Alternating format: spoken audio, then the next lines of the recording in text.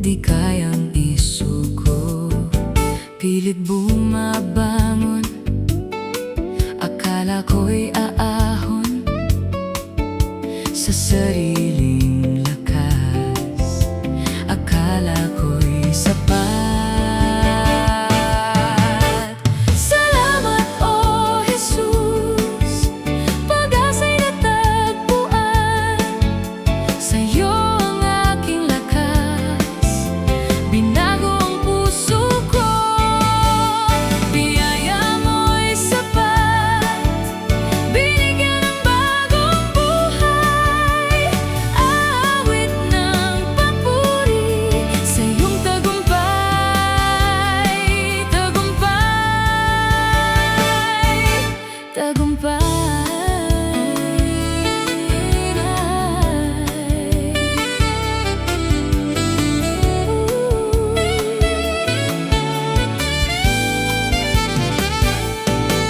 Kasalanan ay nilayuan dahil sa iyong pagliligtas.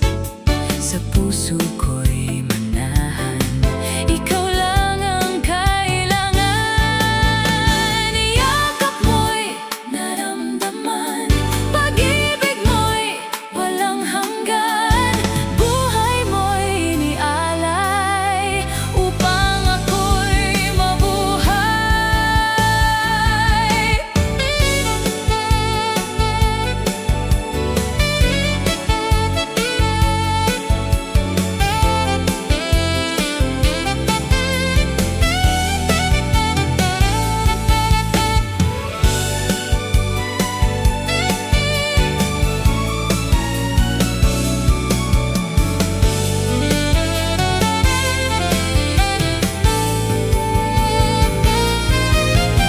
Salamat, O Jesus, pag-asa'y natagpuan.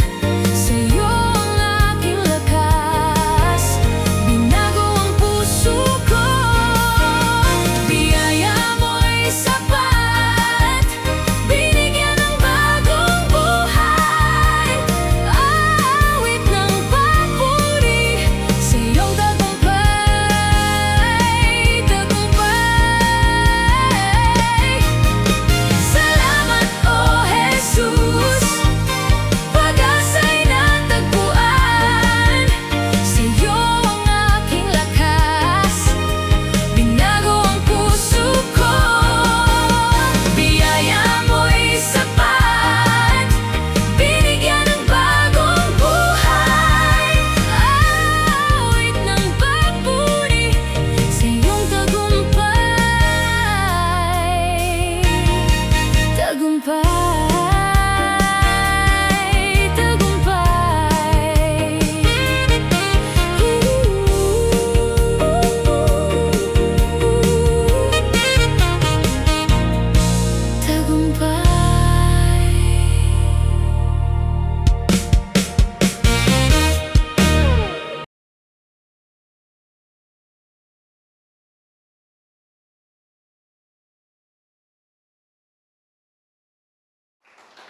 Ayan, so ang daming binanggit no ng mga VIPs today, and we hope and we are praying that hindi po ito yung una at huli, but ito po ang simula ng ating pong sabay-sabay na paglago sa Panginoon. Pwede ba nating palakpakan ng Panginoon sa buhay po nila?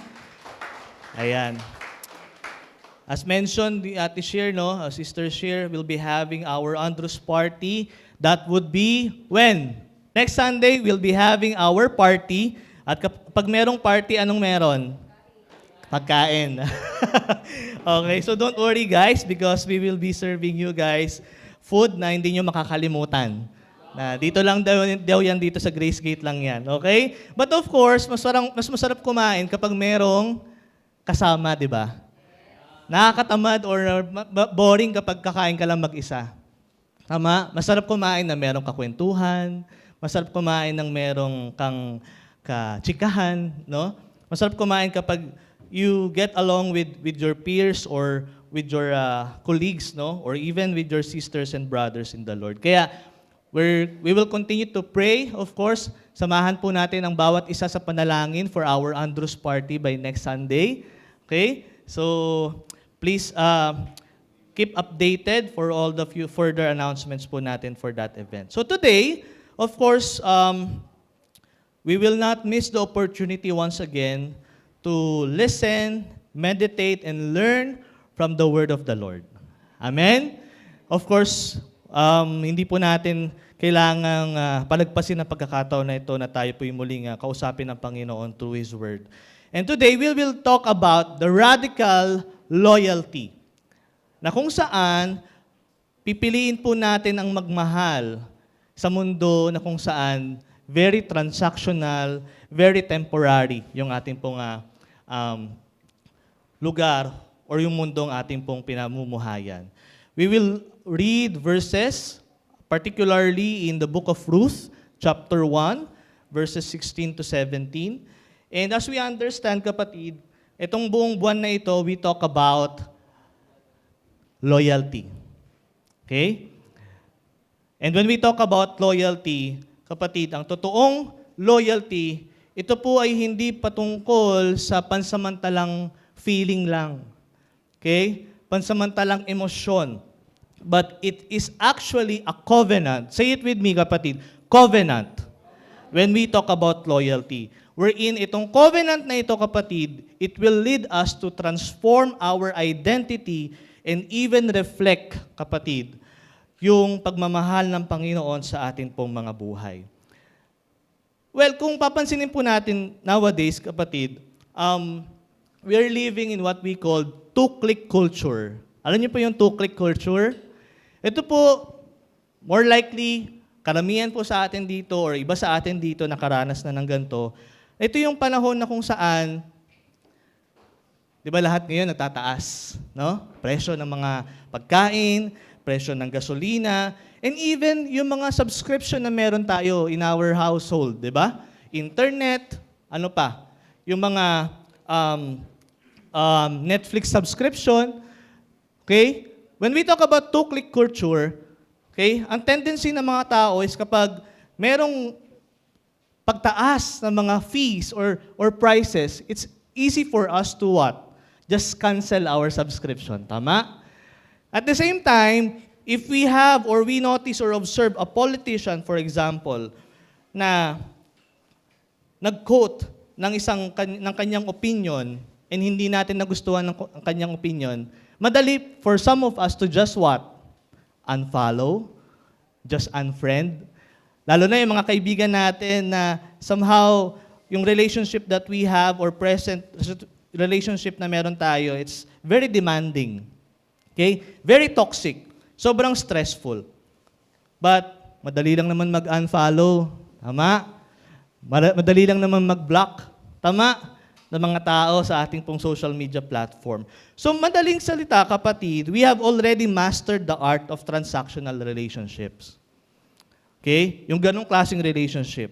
Na, yes, I will stay invested, nandito pa rin ako sa relationship na ito, as long as I am receiving something. As long as I am benefiting from that kind of relationship. As long as it is affordable, tama? Kaya yung iba dito, di ba? Okay na tayo sa Spotify na maraming ads.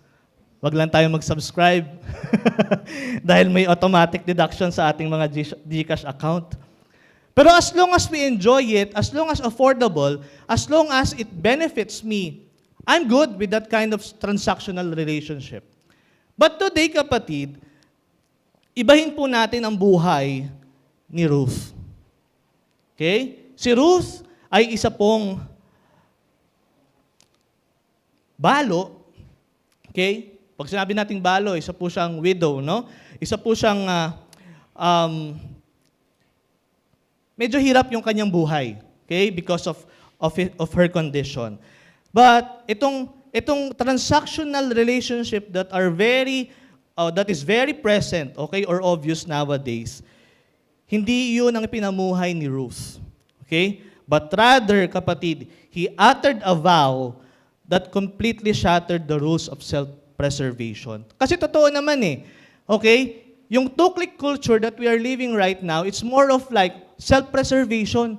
Kung ano lang yung makakabuti para sa akin. kung ano yung tingin kong komportable para sa akin. Kung ano yung convenient para sa akin. But you know what, kapatid? We thank God because God allowed us to learn from the life of Ruth and even Naomi today.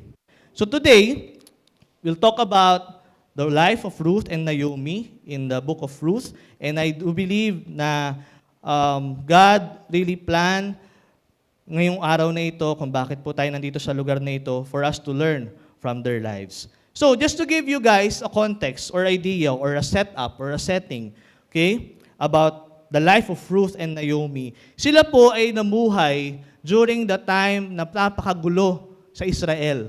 Okay? During the era of Judges. Na kung saan present ang famine, present ang displacement, okay? Kaya kung saan-saan sila napunta. And unfortunately, si Naomi, hindi lang siya naging balo, okay, sa kanyang asawa, kundi ang even ang kanyang mga anak, okay? Yung mga in-laws niya or ang kanyang anak ay nawala sa kanyang buhay. But then, kung iisipin po natin, as we continue our reading later, okay, sa book of Ruth, si Naomi, yung mother-in-law po ni Ruth, she even decided to change her name into what? Mara. Sino dito may pangalang Mara? Na ang ibig sabihin ay bitter. Bitter siya, it's because of what happened in her life.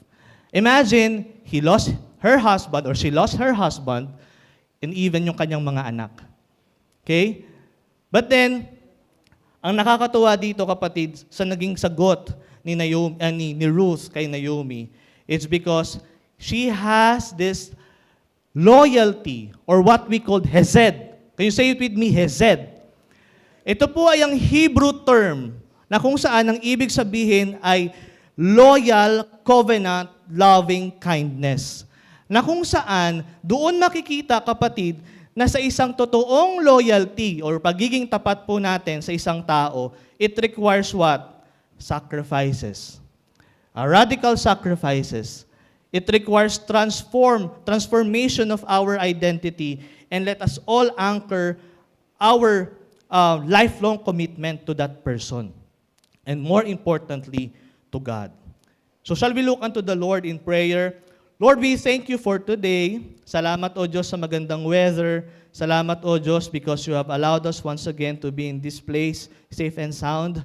Salamat, O Diyos, dahil ang iyong kabutihan ay patuloy po naming nararanasan, ang iyong pagmamahal ay aming pong patuloy, Lord, na nasasaksihan sa aming pong mga buhay. Salamat, Banal na Espiritu, for your presence, Lord, in our midst. Before we start this service, O Lord, we have really experienced your goodness and your presence, Lord, sa aming pong mga buhay. Father, thank you for your approval, Panginoon, para mangyari ang mga bagay na ito, makapakinig muli ng iyong mga salita, O Diyos. Muli, Lord, ikaw lamang, Panginoong Hesus, ang aming pong pinapapurihan. Ikaw lamang, Panginoong Hesus, ang aming pong iniaangat sa aming pong kalagitnaan. Walang sino man or walang anuman, Panginoon, kundi ikaw lamang, Panginoong Hesus. Tago niyo po ako, Lord, sa iyong likuran. Nawa ang aking mga salita ay galing sa iyong mga salita, Panginoon. And we pray that your words, Panginoon, will bring forth change sa aming pong mga buhay moving forward bilang iyong mga anak. Purihin ka, O Diyos, sambahin ka. Ito po ang aming dalangin sa pangalan ni Jesus. Amen at amen. Okay, so, itong book of Ruth, kapatid, just to give you a background again, deeper background, si Ruth, si Naomi, ay meron siyang asawa. Ang kanyang asawa ay pangalan ay Elimelech. Okay? At ang kanyang mga anak ay tinawag niyang Malon and Kilion. Okay? Gaganda ng mga pangalan nila, no? So yung mga magkakaanak in the future, maybe you might want to consider mga Bible character, no, sa inyong mga anak. Okay? Malon and Kilion. And ito si Elimelech. Okay? First time to encounter, no, yung ganitong pangalan. Sila po, originally, kapatid, ay galing po silang Israel. Particularly in Bethlehem. And itong si Elimelech and si Naomi, technically, they are considered Ephrathites. Okay? Bakit Ephrathites? Because before, ang tawag sa Bethlehem ay tinatawag na lugar na Ephrat. Okay? Kaya sila tinawag na Ephrathites. But because of the current situation, sobrang magulo, merong famine, merong displacement during that time, Elimelech led his family and went to the country called Moab. Okay? Now, si Moab yung lugar or bansang Moab at Israel, they are not in good terms. Okay? Actually, ang mga Israelita or mga Hudyo during that time, kapag nalaman na ikaw ay galing ng bansang Moab, ikaw ay kanilang mga hinahamak. Okay? Hindi kanila katanggap-tanggap. Okay? There's something bad or negative kapag narinig mo na kapag ang isang tao ay narinig mo galing Moab. Okay? So, ganun yung setup during that time. And then, meron siyang mga in-laws. Yung mga anak niya na si Kilion and Malon, okay? Ang kanyang mga in-laws ay sila Orpa, hindi Ofra ha, Orpa at si Ruth. Okay? So, silang dalawa kapatid, kasama po nila sa Moab. And then unfortunately, when Elimelech died, her husband, and then both of his sons, okay, na si Malon at Kilion ay namatay, si Orpa na lang at si Ruth ang naging kasakasama ni Naomi sa kanyang buhay. Okay? I just want you to imagine the situation na meron currently sa buhay ni Ruth and ni Naomi. Ngayon, I'm not quite sure kapatid kung nandyan sa verse or sa screen na yung verse 11, but then if not, let me read it to you guys. Ang sabi po dito ni Naomi, because of the deep sorrow and anguish and pain na kanyang nararanasan, ito po ang sinabi ni Naomi sa kanyang mga in-laws. Sabi dito ni Naomi, "Return home, my daughters. Why would you come with me? Am I going to have any more sons who would become your husbands?" Nung sinabi po niya ni Naomi kay Ruth and Orpa, yung sinabi, "Am I going to have more sons?" He's talking about levirate marriage. Alam niyo po ba, nung panahon na iyan, what we call levirate marriage, kapag ang isang tao or isang asawa ay namatay, yung kapatid nung lalaki na iyon, siya ang magiging accountable para buhayin yung asawa ng kanyang kapatid. Imagine that. Buti na lang hindi yan nag-i-exist sa atin, no? Okay? Imagine that. Sabihin, "Kuya, hindi ko na nga maayos yung buhay ko. Ayusin ko pa yung buhay niya." Accountable pa ako sa buhay niya. Okay? Pero yun yung kultura or yung law during that time. But unfortunately, since both of her sons ay patay na, okay, kaya sinabi ni Naomi sa kanya, "Sige, balik na lang kayo sa inyong mga homeland. Balik na lang din ako ng Bethlehem. Babalik na lang ako ng Israel. Although I'm not quite sure kung meron pa akong mga relatives na aabutan doon. Kasi matagal-tagal akong nawala." So, ang nangyari kapatid, si Orpa, okay, pinili niya yung practical and wise decision. And you know what kapatid, when we talk about loyalty or radical loyalty, meron po itong bigat. Meron po itong kaakibat na value. Meron po itong cost.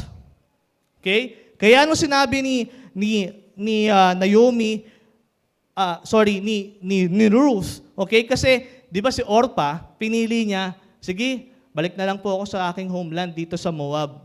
Okay? Kasi, well, practically, kung isipin mo, tama kanyang desisyon.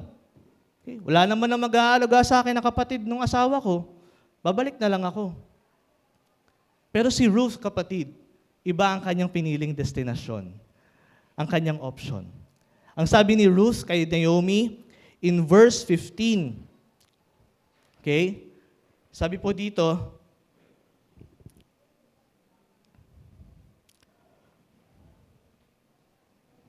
"Look," said Naomi, "your sister-in-law is going back to her people and her gods." She's referring to Orpa. So sabi niya dito, go back with her. Go din, Ruth. Sumama ka na rin sa kanya. Okay, balik ka na sa homeland mo. Pero ang sabi ni Ruth, do not urge me to leave you or to turn back from you. Okay? Where you go, I will go, and where you stay, I will stay. Imagine that, kapatid. Ruth is making a decision already. I want to leave my homeland. And even my family network or support. And actually, kahit yung financial security na meron ako, I'm willing to leave all those things. Pero sasamahan kita, Naomi. Sabi ni Ruth. Alam niyo po, when I was studying this, relationship between a mother-in-law and a daughter-in-law. And then a mother-in-law, or for example sa mga lalaki, a son-in-law. Minsan, napapanood natin na yung gantong klaseng relationship, minsan tampulan pa nga ito ng mga tuksuhan ng mga biruan. Na it's like a joke nowadays. Hindi ba?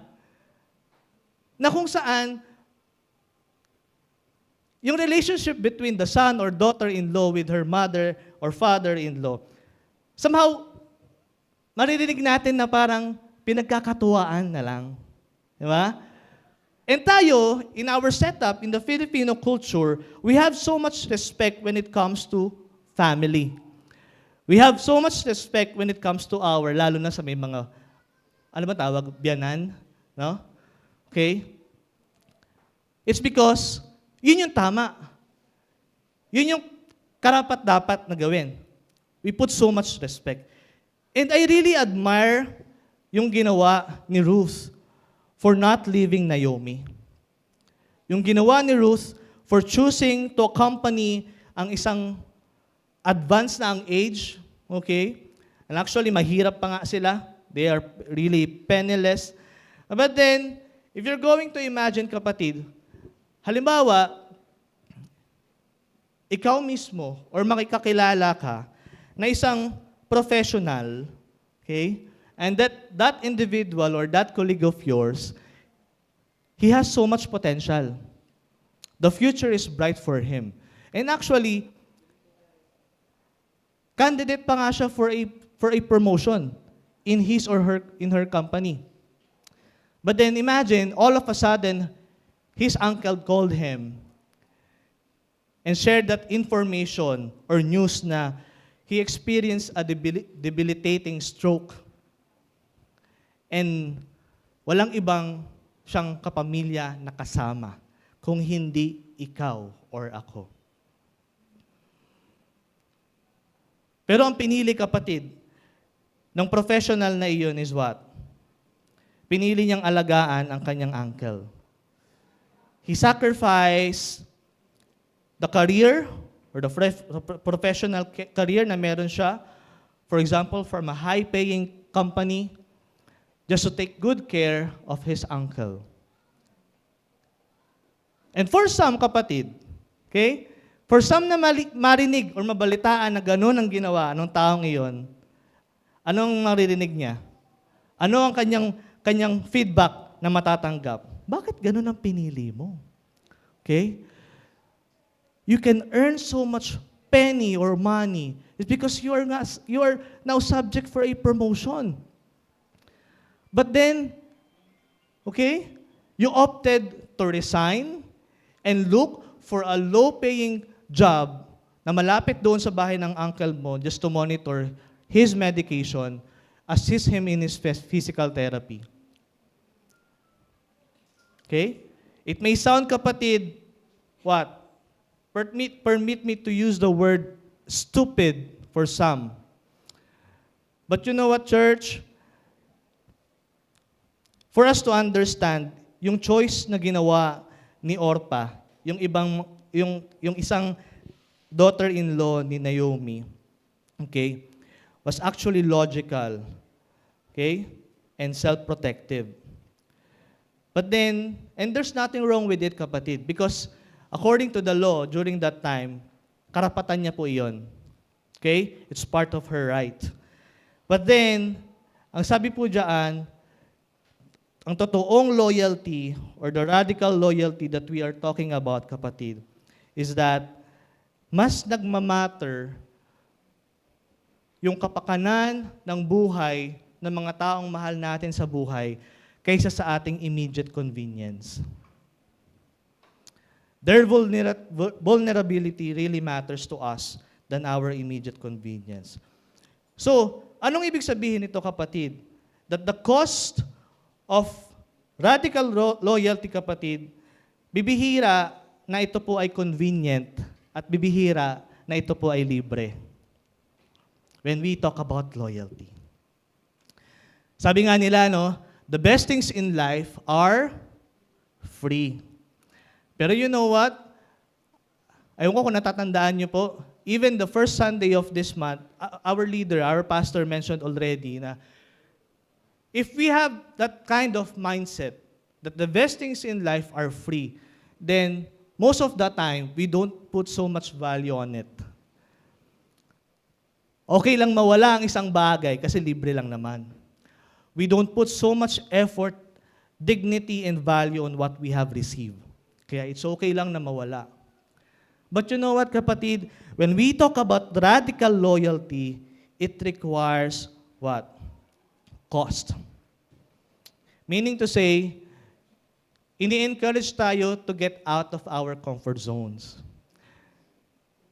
I'm just imagining the situation between Ruth and Orpah. Okay? Orpah chose the most logical and the practical way. But then Ruth, because of her love for her mother-in-law, Naomi, he chooses the other way around. Alam niyo po, pagdating po sa pagiging loyal sa tao, dapat meron po tayong nilalagay na bigat at halaga. Okay? Dapat meron po tayong nilalagay na value, okay, sa relationship na meron po tayo. For example, if you are now a married person, a married man or a married woman, before, the loyalty that we have, okay, most of the time, ano po, mababaw. Kung nung ikaw ay binata at dalaga pa. Tama? Kasi, alam niyo kung bakit? Dahil isang yaya lang ng barkada, nandun tayo agad. Without us even asking for a permission from our parents. Tama? Sa mga kabataan. Tama? Because the kind of loyalty that we have before ay sobrang babaw. Hindi talaga natin naintindihan ang totoong meaning ng loyalty. Na kapag isang sut-sut lang ng barkada, tara. Diba? Andyan na ang barkada. Sige, saan tayo punta? Okay? Ang masama pa dito, nayaya ng barkada, sumama pa tayo sa bisyo na meron sila. Tama? Naging part na ng sistema natin. Okay? Na kung saan, bata pa naman tayo, di ba? These are the days that we need to enjoy. Okay? Okay, these are the days na minsan lang to, kapatid. Happy-happy lang tayo. Tama? I know we can all agree with that. Kasi lahat tayo dumating sa punto na, okay, na-enjoy natin ang buhay kabataan. Pero when you are now a married or a married person, you have now a different perspective. Tama? Sa mga tatay dito, okay? Sa mga tatay dito, uunahin ba natin ang inom? Uunahin ba natin ang yaya ng barkada? Kaysa alagaan ang anak natin? Okay? Na maliit pa, for example. Ibang usapan na yon, kapatid. Okay? Iba na yon. That kind of loyalty na I believe God allowed us to realize. Teka lang, iba ng buhay ng merong asawa at ikaw na ikaw ay dalaga pa or binata pa. Okay? So, the same holds true, kapatid. Hindi lang sa tao, kapatid, but ultimately, our loyalty to God. Our loyalty to our Lord, to our Savior. Na sometimes, okay, since komportable ang mga bagay-bagay, convenient for all of us, okay, minsan hindi natin napupush yung sarili natin to go the extra mile. Okay? To go the extra mile. Na kung saan, teka lang, kanino ba talaga tayo loyal? Okay. Sa Diyos na ating pong sinasamba or pinaniniwalaan, o loyal pa rin tayo sa ating pong personal na hangarin or interest? Mind you, kapatid, itong mga bagay po na ito na na-share o na ating pong naringgan through the life of Ruth, okay? These are the things na consider ni Ruth without considering actually her own life. Kasi she's after her mother-in-law, Naomi. Paano na si Naomi kung iiwan ko siya? Paano na ang aking mahal sa buhay kung iiwan ko siya? Wala na siyang ibang kasama. Ang kanyang anak ay wala na.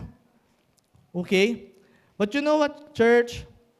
When we talk about radical loyalty, it produces a new identity for each and every one of us, which actually leads us to our next verse.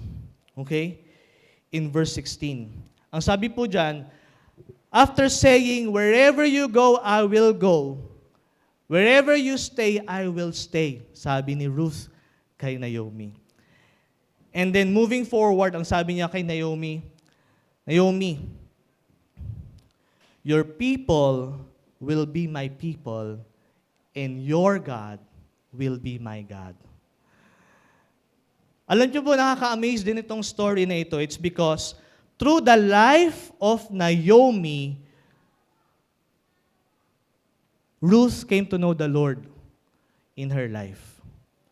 He came to know the Lord in her life. It's because Naomi allowed her na ma-witness during that painful, difficult situation ng kanyang buhay. Nakita ni Naomi kung paano naging transparent, nakita ni Ruth rather, kung paano naging transparent sa Naomi sa kanyang emosyon, sa kanyang thoughts before the Lord. Okay? Ganun po ang naging setup nila. And when Ruth said, your people will be my people and your God will be my God, kapatid, it's beyond or more than emotional attachment. Okay? But it's actually a whole conversion na kung saan He welcomed the love of God, the favor and the grace of God in her life. Kasi si Naomi, si Ruth, isa siyang Moabite. Okay? Nirenounce niya yung kanyang belief about Chemos. Okay? Na kung saan itong God na ito na pinagsisilbihan ng mga Moabites. But then because of her attachment, of her covenant with Naomi, okay, she has now that absolute allegiance to the God of Israel. Imagine niyo po itong kapatid. There was one story, ang pangalan niya po ay Maya. She's been in the foster care for almost a decade. At ang sitwasyon niya, kapatid, she has this mindset na kung saan meron siyang palaging bit-bit na duffel bag or a simple bag. Okay? Kasi ang mindset niya, no, I'm just a temporary visitor here sa foster care na ito. I'm just temporary. Kaya in every time na there will be a chance or opportunity that someone will legally adopt her, madali para sa kanya, bitbitin yung lahat ng kanyang bagahe, lahat ng kanyang gamit. Yun lang yun. Okay? Pero kapatid, it took her almost a decade to stay in that foster center. Doon sa bahay ampunan na iyon. But then one day, there was one family na nagkaroon ng kagustuhan to legally adopt Maya. And praise God because Maya, okay, meron na siya ngayon consider na isang legal na pamilya. You know what, church? Hindi lang siya binigyan ng isang magandang bedroom ng kanyang mga magulang. Kung hindi, i-prepare din ang kanyang future inheritance, ang kanyang healthcare plans, lahat-lahat, kapatid. Because she is now a legal daughter of that family. And you know what, kapatid? Maintindihan natin na si Maya, during that time, she doesn't just change locations. But then, yung kanyang core or fundamental things sa kanyang buhay ay muling naisulat. The same holds true with Ruth. Nung sinamahan niya po si Naomi, sabihin niya, Ruth wasn't just visiting Israel on a travel visa, but it's actually what? Letting a new covenant reshape her entire identity. And alam niyo, church, what's amazing about this story, when we talk about Ruth, being what? A legal, okay? Having that entire identity, when she accompanied Naomi going back to Israel or to Bethlehem, okay? Na-reshape yung kanyang identity, kapatid. And we thank God that because of our loyalty, of our commitment, kapatid, yun na po yung nagsilbing identity ni Ruth bilang isang, not just a daughter-in-law, okay? Okay? But also a daughter of God. When I read about that story about Maya, sabi ko, ako din yun ah. Ikaw din yun, kapatid. Nung tayo'y wala pang relasyon sa Panginoon, we are what? Tayo po'y anak ni Taning. Whether we admit it or not, we enjoy being the child or a child of the darkness. Of darkness.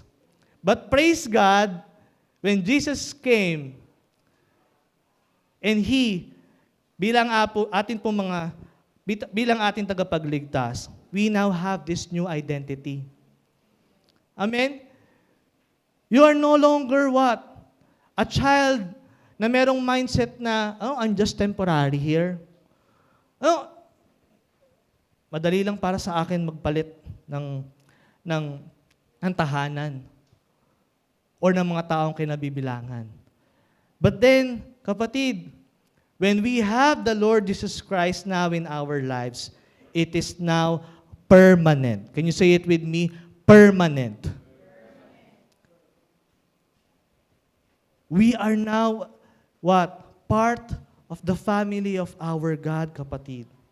We are now part of the promises of our Lord sa ating pong mga buhay. So, kapatid, yung ating pong identity na, okay, na dati po ay tayo ay temporary lang, ngayon po ay permanente na po tayo sa harapan ng Panginoon. So when we commit to follow God and stand by His people, it changes now our priorities, our values, and even how we view the world around us, kapatid. Amen?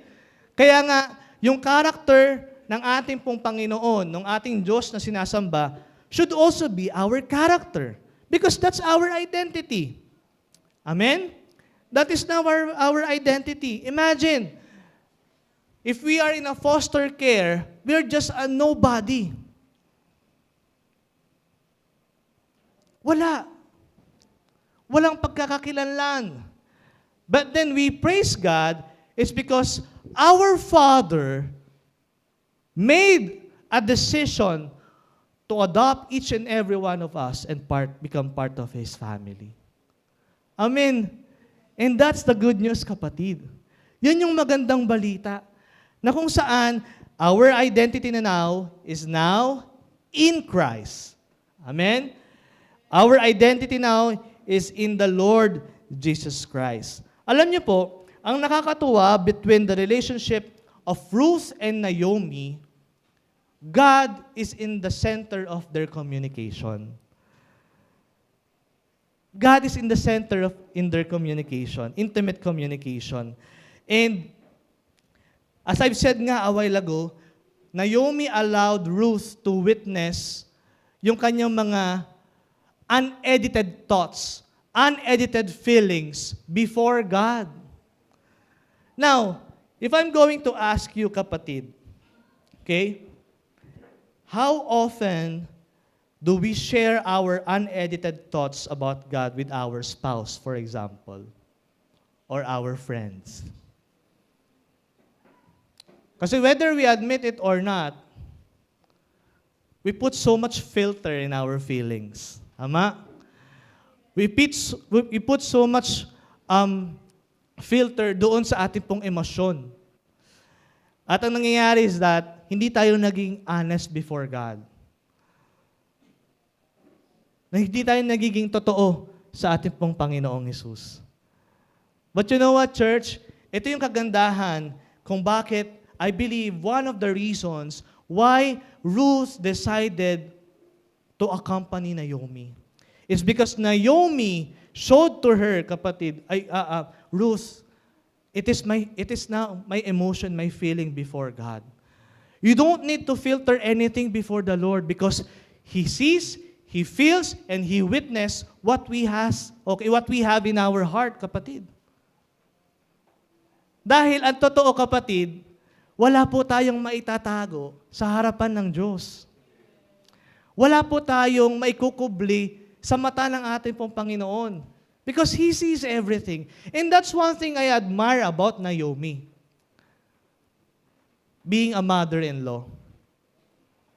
Kaya yung mga biyanan dito, sino dito yung may mga biyanan na? Ayan. Meron na po kayong mga magnugang, tama ba? You need to be honest with your emotion. Pero huwag mo sabihin, huwag mo sa magulang mong, hindi kita gusto hindi kita gusto, I'm being honest lang, so totoo lang. Sobrang honest, no? Pero what we are talking to is, kapatid, our emotion or feeling before God. Okay? If you feel like crying before the Lord, it's because you are having that difficulty or pain, right? In front of your family. Kasi ang titigas ng ulo ng mga anak mo, for example. Then so be it. Be bold, be vivid in terms of our emotion before God. Kasi in the very first place, wala naman tayong may tatago sa Kanya. Di ba nga sabi nga ng Panginoong Hesus, when we talk about prayer, do not be like those pagans. Okay? Who just bubbling and bubbling, maraming mga palamuti sa kanilang mga panalangin. Why not? We go straight to the point. Be honest with our emotion, the status of our heart, then let's utter it before God. Mind you, church, the God whom we are serving is our Father. Is our Father. Atin po siyang magulang. Meron ba dito na ikaw bilang isang anak, masyado kang nag-filter when you address your parents? Hindi, di ba? Kapag ikaw ay anak, most of the time, you want to be blatantly honest with your parents. Tama? Hindi mo pwedeng sabihin sa father mo or tatay mo, Mom, Dad, you're so handsome, and you're so beautiful, you're so gorgeous. Mom, Dad, I know you have so much money, Mom, Dad. I know you have a lot of things in store for me. Ang dami mo sinasabi. Ang dami mong palamuti. Pero ang anak, hindi ba? Kapag kayo nasa mall, ano sasabihin ng anak? Ma, gusto ko nun. Dad, gusto ko nun. Tama? Daddy, I want that. Mommy, I want that. Typical. That's one thing that we expect from a relationship of a father and a daughter or a family. Kaya nga kapatid, when we talk about our communication towards our loved ones, there's nothing wrong with being honest. Because you know what kapatid, mas doon pa lumalalim yung relasyon na meron po tayo kapag po tayo ay honest sa ating pong mga mahal sa buhay. Amen?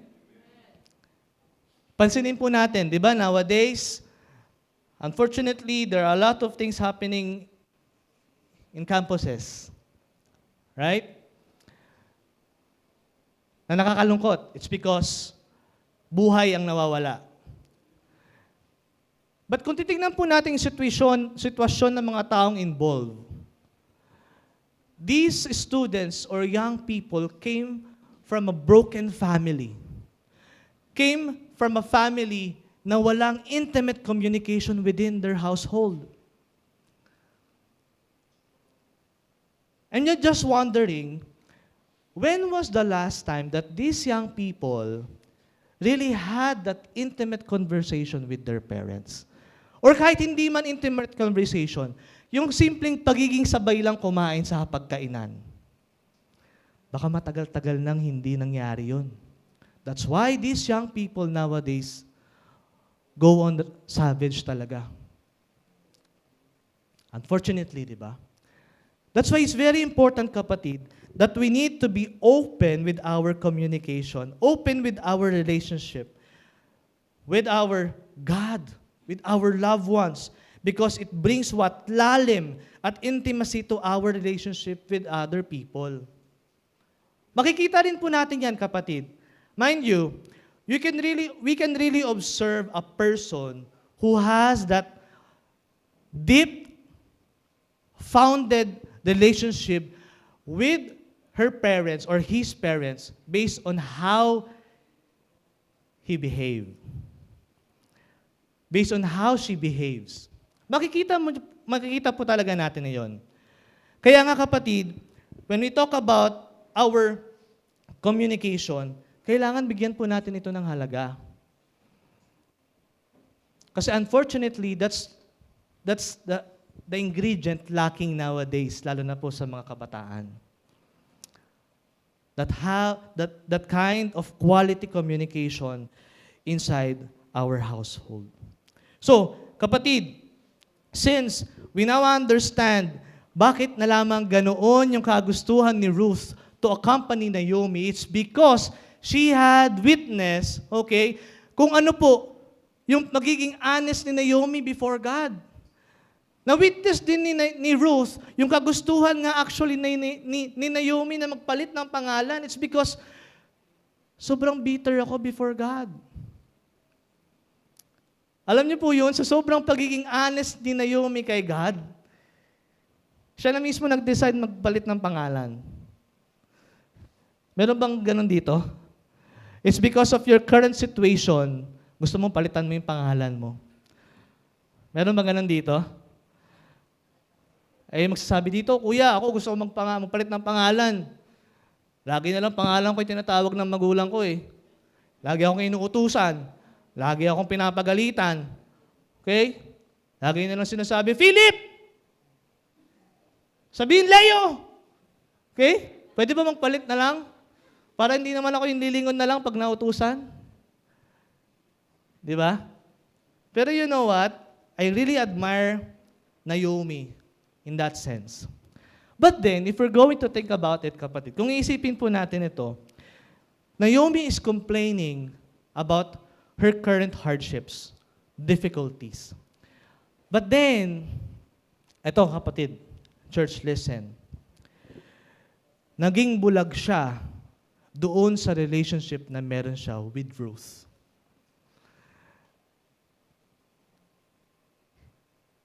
Nakalimutan niya na i-appreciate the presence na meron si Ruth sa kanyang buhay. And if we're going to relate it in our lives, kapatid, madalas ganun tayo eh. Tama? Madalas ganun po tayo. If we are bombarded with challenges, struggles, or problems sa buhay po natin, kahit na ikaw ay estudyante, nagtatrabaho, di ba? Problemado sa relationship or sa emotions na meron ka, sometimes, what?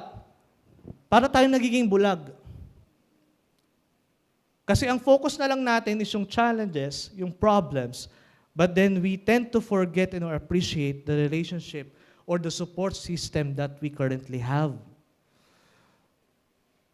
Kasi meron namang kaibigan ka na willing kang ipag-pray, but you keep on turning him or her down.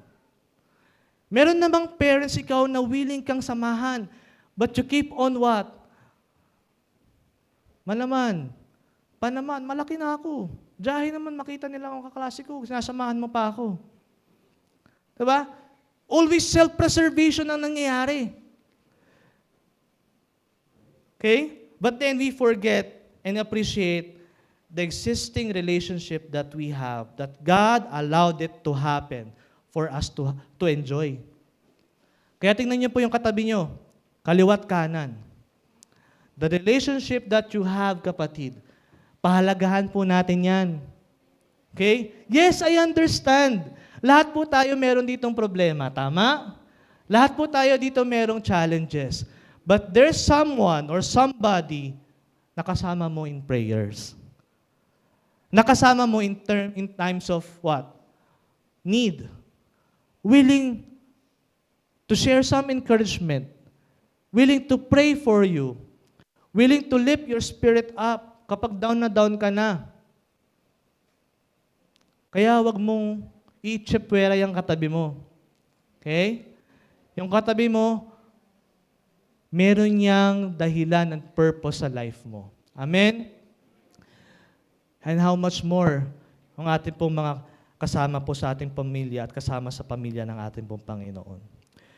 And as we continue reading, kapatid, in Ruth, verse 17, ang sabi po dito, the commitment na meron si Ruth, grabe yung commitment nito, kapatid, kay Naomi. Sabi niya, where you die, I will die, and there I will be buried.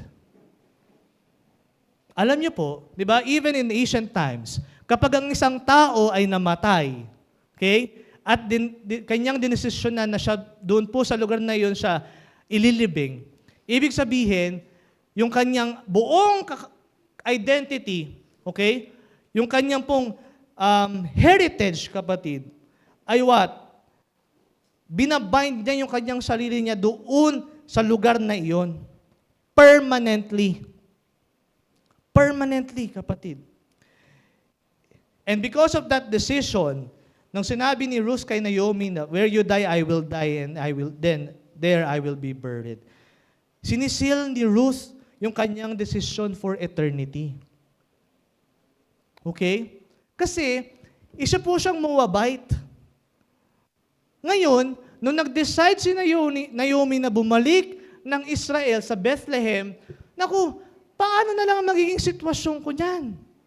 Baka kamuhian ako ng mga Hudyo. Okay?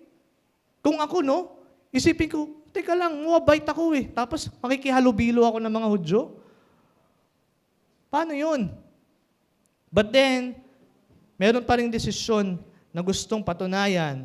Kasi nga, kapatid, it's a covenant. Amen? It's a covenant, not a transactional relationship. Okay? Hindi po ito yung bigayan. Okay? Kind of relationship. I will give you something if I receive something. If I receive something, then I will give you something. Yun yung current culture that we are living right now. Kung ano po yung magbe-benefit po tayo. Pero you know what, church? That's one thing that really I admire with the life of Ruth. Because she has this lifelong covenant with Naomi. Meron pa siyang sumpa or panata na sinabi dito that May the Lord deal with me, be it ever so severely, even death separates you and me.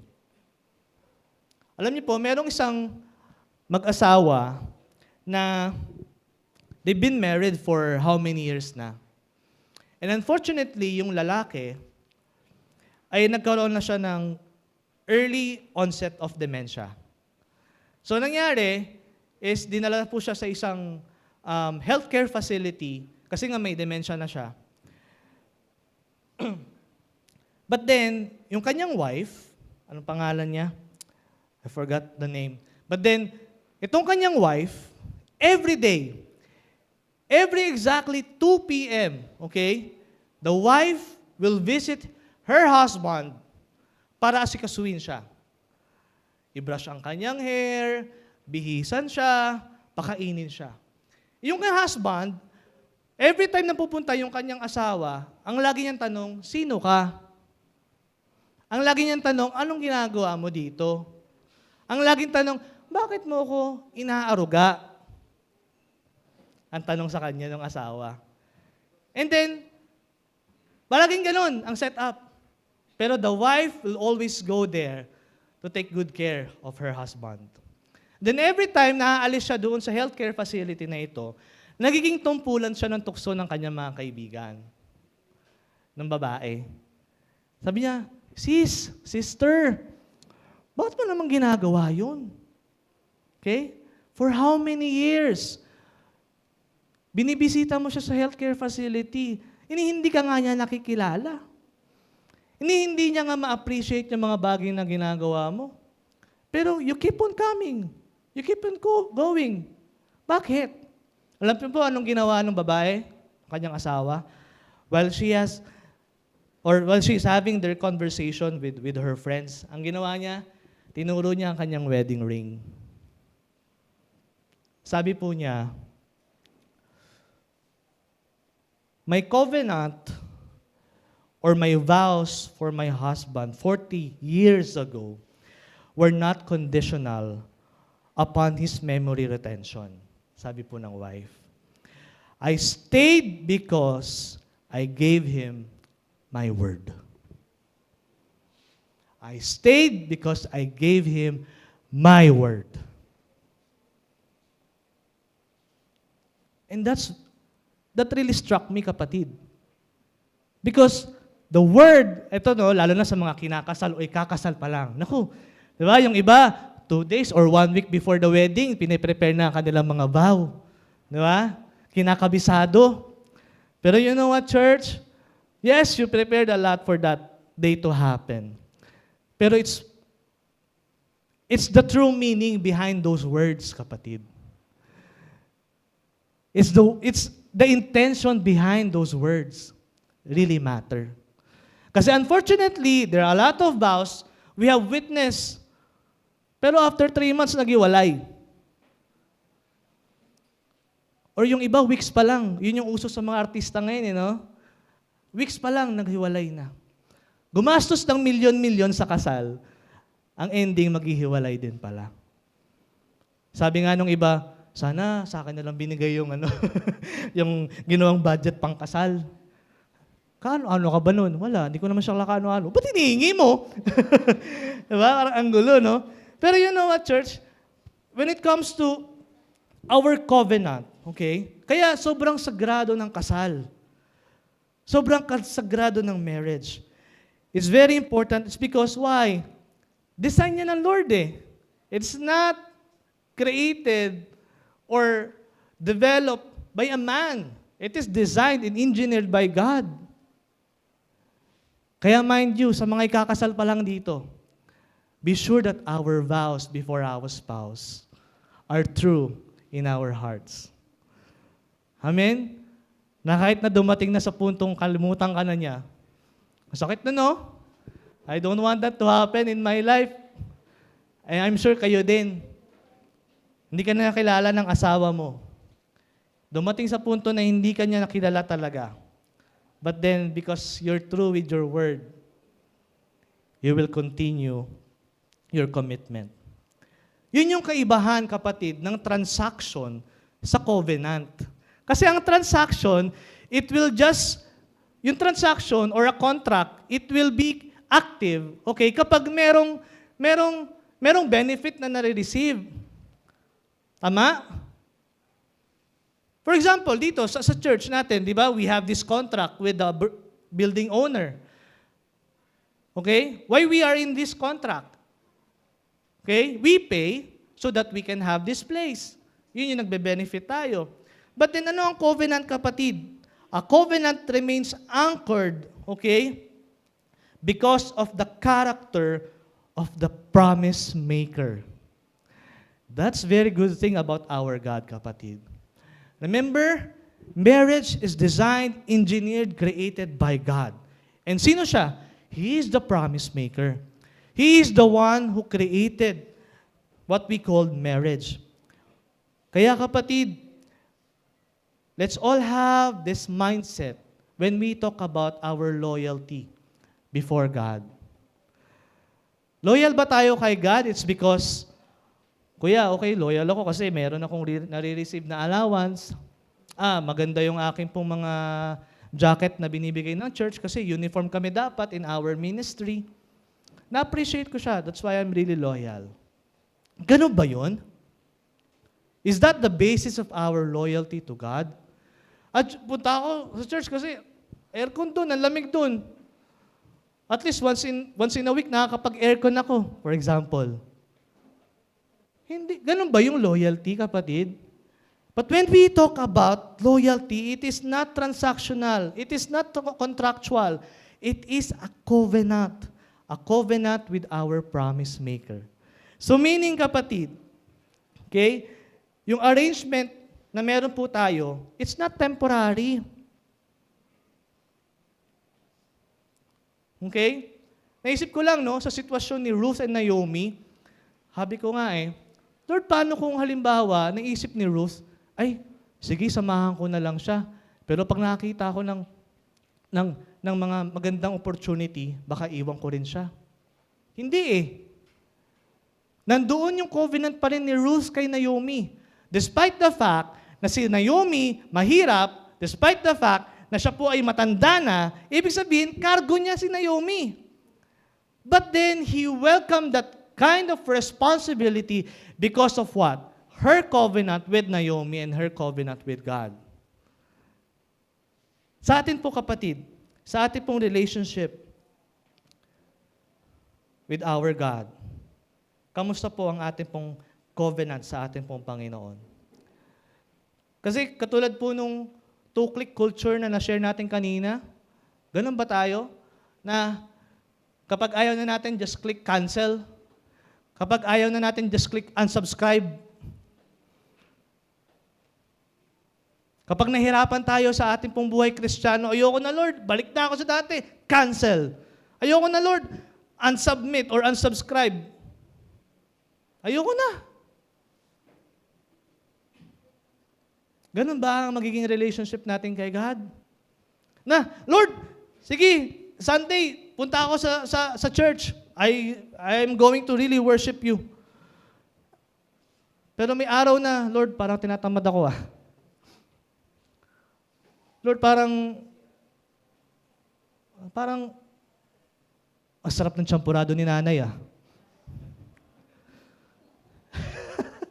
Ang sarap ng sopas ni mami Saka na lang ako mag-church.